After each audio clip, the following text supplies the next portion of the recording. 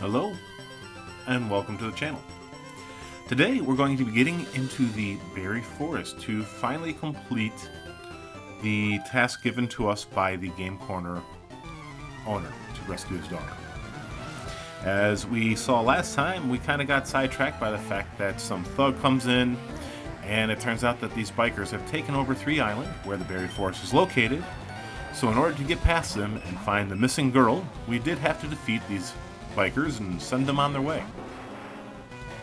Now that that's done, we're going to be beginning our trek. We're going to be facing some young lasses here who will both be using Clefairy, and you know, it's the normal young child cute Pokemon, especially if they're a girl thing. We'll also be facing some inner tubes, girls, and some Aroma Ladies. So we're going to be facing almost all girls along this route, and when we get into the berry forest, we'll discover a little bit about maybe why that is.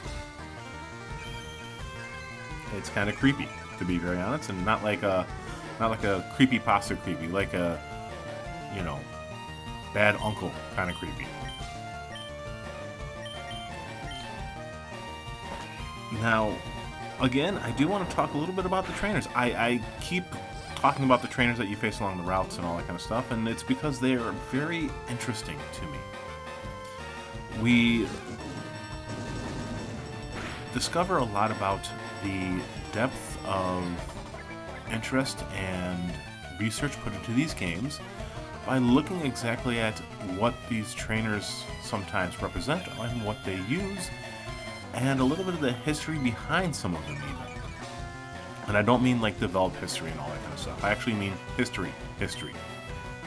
So, of course, again, like I said, the young ladies do have Clefairies, you know, cutie, fairy-type Pokemon for cute little girls. You know, the normal little girl trope of little girls like cute things. It's fine. It's what it is. The inner tube girls all have, of course, water-type Pokemon. And it, of course, makes sense. You know, they're using an inner tube, so that does mean that they probably have an issue with swimming. So it would make sense that their, you know, Pokemon would be water types to help keep them safe in the water. And, you know, again, makes sense. Water types for water, you know, enjoyers, much like the other swimmers. Now, the Aroma Ladies, though, these trainers are who I'm going to be actually talking about the most at the moment. I think they're very, very interesting when I started to think about, you know, what they represent and how they are showcases representing those things. First off, they're made to look like a low-key kind of, you know, shopkeeper or a at-home, you know, petite, cutesy type housewife, right? At least like you would see in a lot of times in like anime and manga and all that kind of stuff. You know, the lady with the long flowing skirt or the long flowing dress and the somewhat loose blouse who looks nice, is pretty, but isn't very flashy. You know, a very calm personality, a very calm appearance. They use Pokemon who are said to have strong sense in some way, between either good sense or terrible sense. You know, I believe some of them use Gloom and such, who Gloom is said to stink pretty damn bad. You know, and they're called Aroma Ladies, so they, of course, are going to use Pokemon that are very aromatic, who have, of course, these strong scents. That makes sense, right? It's a pretty one-to-one ratio on that one. But due to their appearance, and due to a bit about what they use, you can draw a couple other conclusions. Like I said, they're meant to look very calming and very respectable. You know, they're the type of person that would give out scent samples and such in front of a store. You know, they don't look very flashy. They don't look very disquieting or anything like that. They look very, like, safe. That's the word I'm looking for. They look very safe, so they don't look like they would be someone that you would turn down a sample from, right? And what they kind of represent, even though they're called Aroma Ladies, is perfume. Either people who sell it or people who create it, chemists, that kind of stuff, right? Now, because of this, I actually ended up looking at a bit about the history of perfume and all that kind of stuff, and surprisingly interesting. I took some quick notes, so I want to talk a little bit about the history of perfumes and why the Pokemon they're using make sense. Not scent, sense. S-E-N-S-E. Now, perfume, I didn't write down the word, but the creation of perfumes kind of began back in like ancient Mesopotamia, Egypt, ancient China, and such regions. In fact, the first recorded chemist who was said to make perfumes is a woman from ancient China named Taputi. T-A-P-P-U-T-I. Taputi? I don't know. I'm not sure how to pronounce it. I'm sorry. She is said to have basically taken some essential oils from plants and all that and distilled them so many times. And that's kind of what's written about her, right? So, okay, cool. So, the creations of perfumes often involve, solvents, reagents, all that kind of stuff, your usual chemical stuff, but they are used in conjunction with stuff like essential oils and aromatic liquids, either synthetic or derived from natural sources. And a lot of times those natural sources are plants. Hey, look at that. They all use plant types. So stuff like sandalwood, birch, from barks, from stems, leaves, the petals themselves. Basically anything that can make a very nice aromatic or a nice strong scent is often used. And those will be combined with other things. There are some animals that will be used in the creation of scents, stuff like ambergris, which is like a fatty oil based off of, a lot of times sperm whales and such like. And it's not said to smell very pleasant. Hey, look at that. That's the other thing we need to talk about. Perfumes aren't always made from starting point from pleasant smells. Sometimes they will use strong, very malodorous type scents. And there's your glue. So the Aroma Lady is very cool because it has a very good representation of how perfumes are made. They're made using the plant, oftentimes plants. They can be made by distilling what is a very, very terrible scent into something very light. Now, as I said, perfumes are having been in use since very ancient times. Oftentimes used by the nobility and such, because it was, not an easy task to create them, especially way back when. Distilling the oils and all that kind of stuff. It was not an easy task. They did not have the type of equipment we would have now. In fact, I think it's the 1600s, I want to say. And I don't mean I mean actually the 1650s kind of deal, 1690s, whatever you want to say. Oftentimes the scents were used to mask body odors due to infrequent bathing by people. Or they would be soaked into cloths and all that kind of stuff and held up to the nose when scents were bad around you to help hide these terrible scents. So, that like I said, it was just a quick peek at the history and a little bit of this and that of perfume making and the chemistry behind it, solvents, reagents. Stuff that I normally would think of for chemistry, I just didn't really think of for perfume making, but I really do like the Aroma Ladies and the amount of thought that was put into them beyond just looking like, a calm and collected young woman. And why they would have Pokemon that are sometimes considered, stench-oriented Pokemon. It's very cool. I don't remember Aroma Ladies too well beyond the ones I fought here, but I would have to check. But I wonder if later on you would find some using stuff like a Whalmer, or maybe a Muck or a Grime or something like that.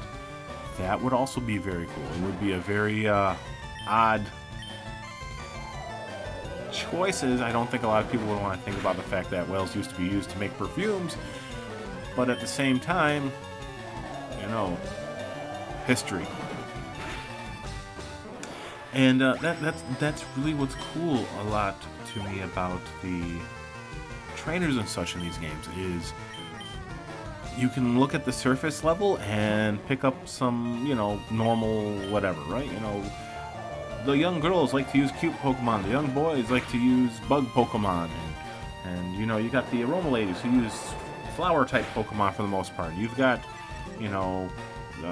the swimmers who use water Pokemon, and fishermen who use Pokemon that are easy to catch and fish up, and da-da-da. But some of the trainers, if you end up looking into a little bit more about them, really show that a lot of thought and dedication went into describing the history of an occupation, a job, or anything like that, with just simple Pokemon choices. And that to me is the sign of a game that is loved. Some of the trainers we're going to see later have throwbacks to the very, very original version of Pokemon before it became Red, Blue, Yellow, and we'll talk about those trainers then. Some of them are changed up to better represent the class types and all that kind of stuff, of course, but it's always a love letter to the fans, even if they don't realize it, with the thought put into creating these games. Now, it doesn't mean all the games are great. Some of the games are okay to less than okay. For instance, Pokemon X and Pokemon Y are okay games. I've enjoyed them. I finished one of them, and I'll probably go through the other and catch Pokemon that I can't get in one game from the other and trade them over so I can fulfill my Kalos Pokedex at some point in the near future. But the story itself is kind of whatever. Some of the games I really love, and I've played 8 billion times from beginning to end. I reset and I replay. That would be like Omega Sapphire and Alpha Ruby and all that kind of stuff. I really like those remakes. Another game that actually gets a bit of flack that I find is really, really fun, Sword and Shield. I have played both those versions of those games a billion times. Sometimes I transfer the Pokemon over to home, and sometimes I just play and reset, and play and reset.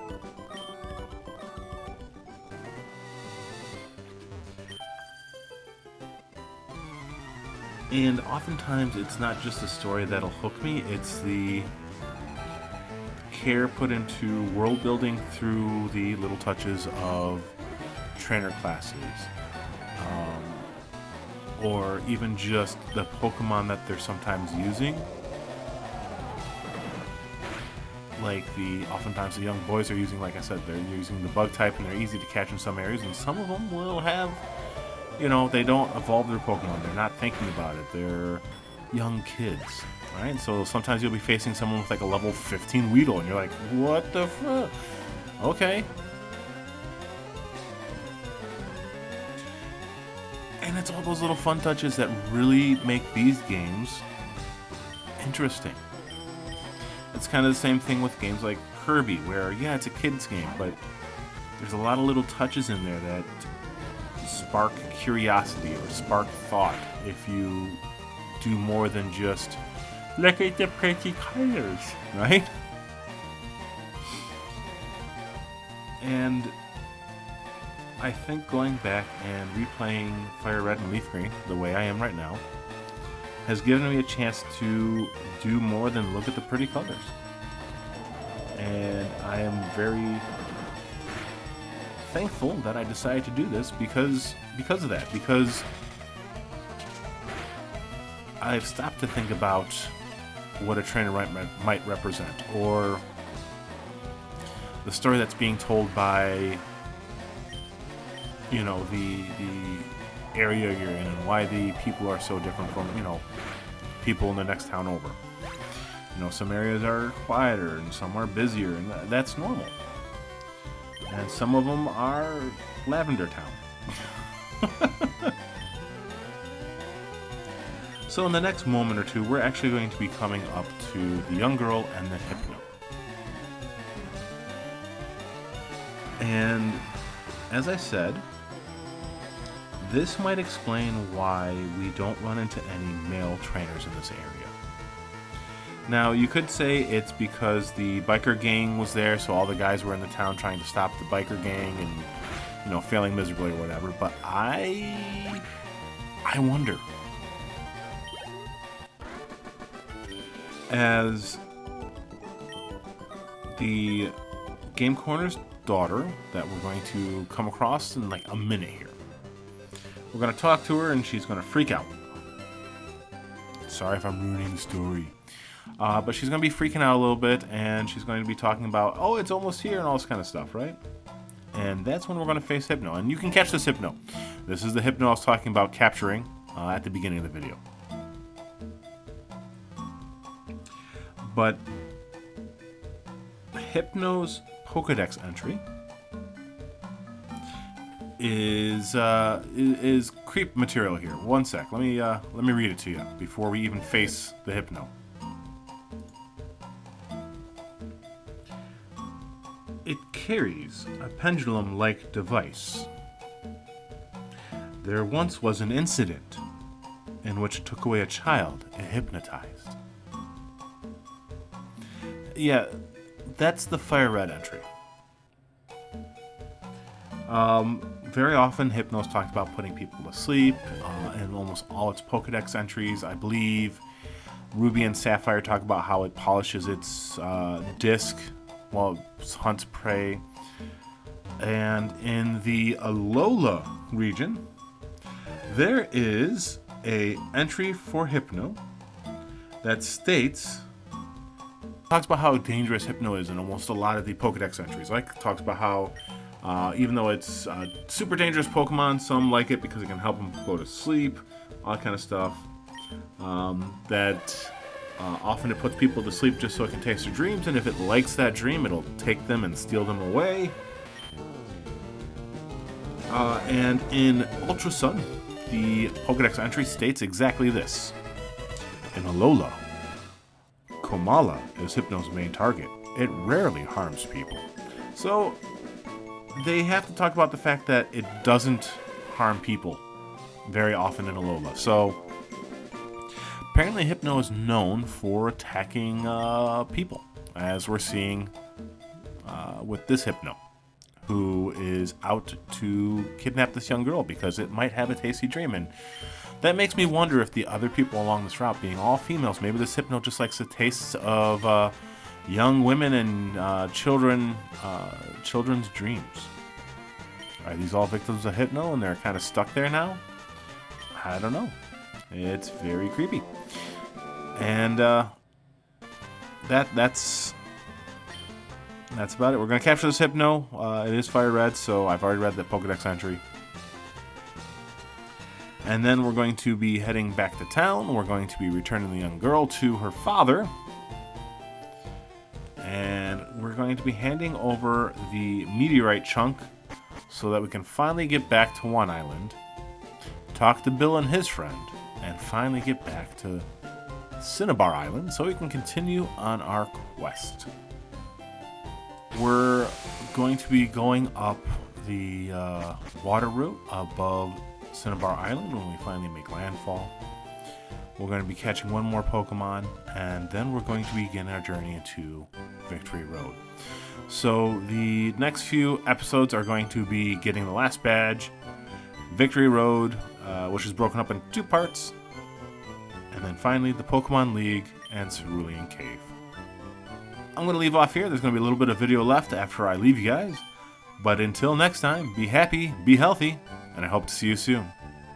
Bye.